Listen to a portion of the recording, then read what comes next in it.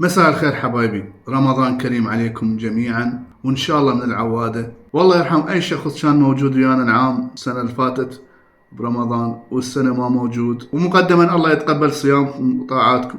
أكو كم شغلة برمضان واحد لازم يراعيها.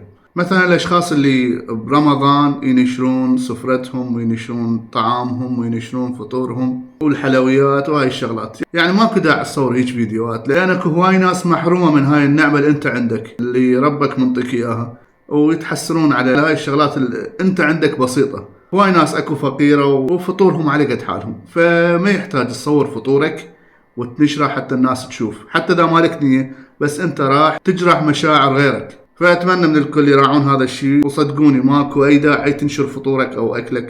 الناس كلها الحمد لله والشكر بأي شيء يقدر يفطر. هو أهم شيء أنت تطيع ربك والصوم، وبهذا الشهر الفضيل أهم شيء هي العبادة، فما يحتاج تسوي لك سفرة طولها وشقتها حتى أصورها ويشوفوني أنا ايش جايب وأنا شنو فطوري.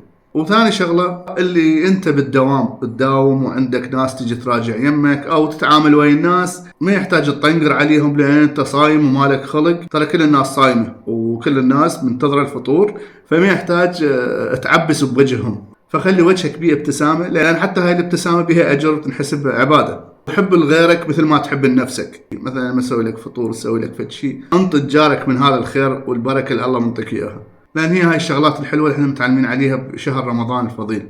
واتمنى لكم صيام مقبول وافطار شهي، وربي يحفظ الجميع، ولا تنسونا من دعاكم ويا الفطور.